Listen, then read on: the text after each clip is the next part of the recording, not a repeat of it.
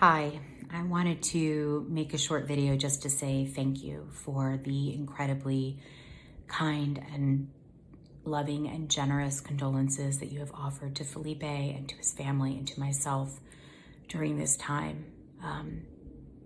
We are in great shock and deep sadness, and my husband has lost a mother and a brother within the span of 5 days, and he and his siblings are doing the very best they can to love and support each other. And one thing I will tell you about this Lopez family that I am married into is that they are strong and resilient and deeply, deeply loving people. And I feel so proud to be a part of that family right now. I also wanted to say that a big part of going through something like this is being able to feel connected.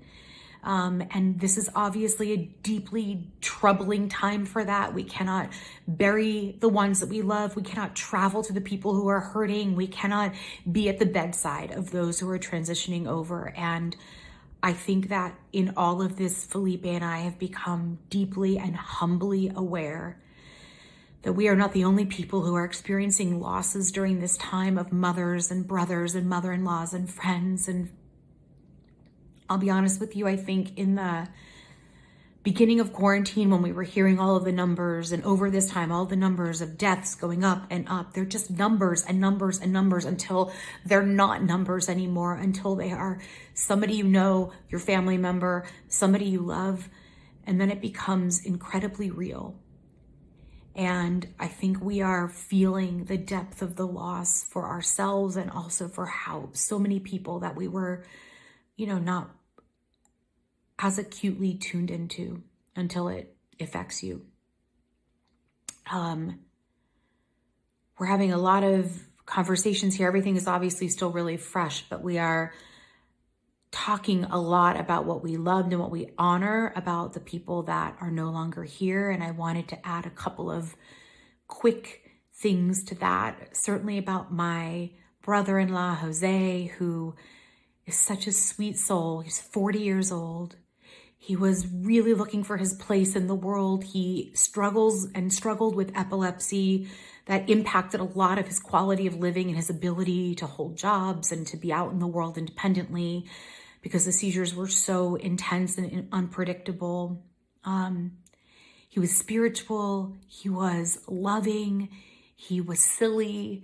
My husband adored him and rooted for him. And I know he was looking to figure out where he fit in the world. And I'm so sad that he doesn't have more time and a physical body here to figure that out. My mamita, Rosario, was just she just was a sweet and delightful mommy. She was like loving and nurturing and had these like delicious hands that like could soothe you and heal you with just a touch. She loved, I mentioned in my post, she loved French fries and cookies, and I miss her face lighting up for dessert. That was her jam, especially if it was cookies. That was her jam.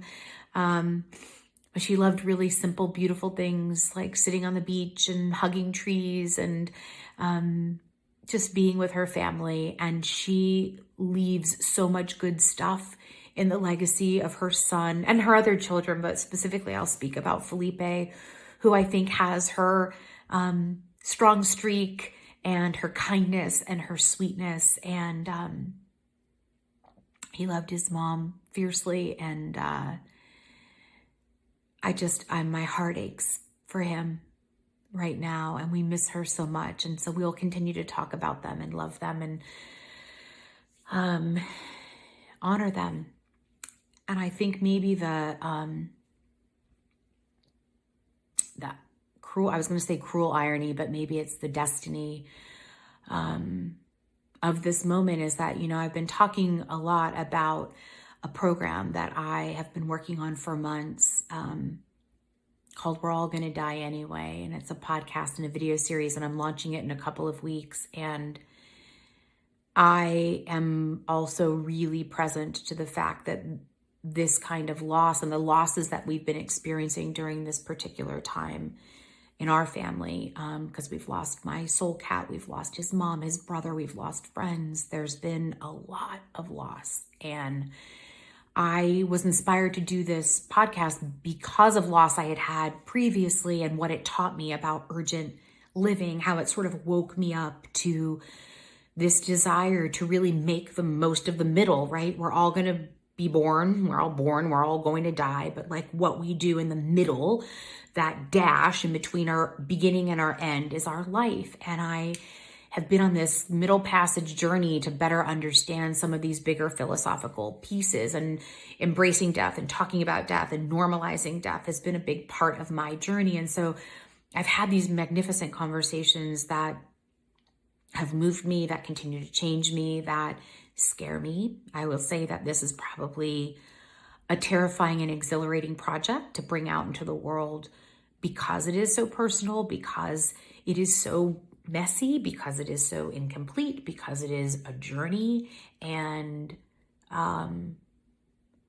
I feel more called maybe than ever before, in light of this loss, to continue to talk about it, because it's the one thing that is so important at a moment like this, is this love, is connection, is being seen, is being heard, is saying their names, is having conversations that are about being recognized. And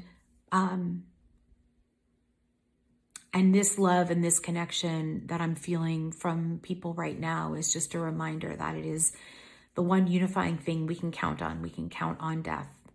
Death is inevitable. But the way we respond in kindness, in love, in hope, in sincerity, in generosity, those are choices that we make. And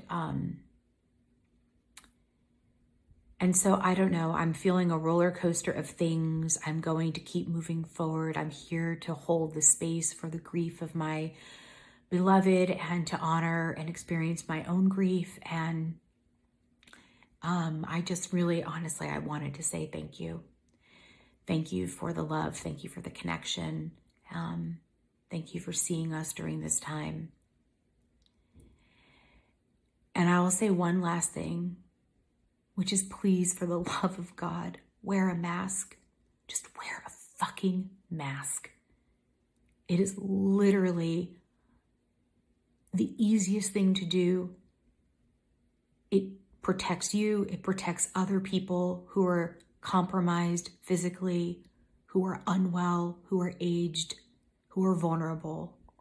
I just have like zero fucking patience for this conversation and this debate. Wear a mask. Stay home. Tell people you love them. Don't wait. I love you.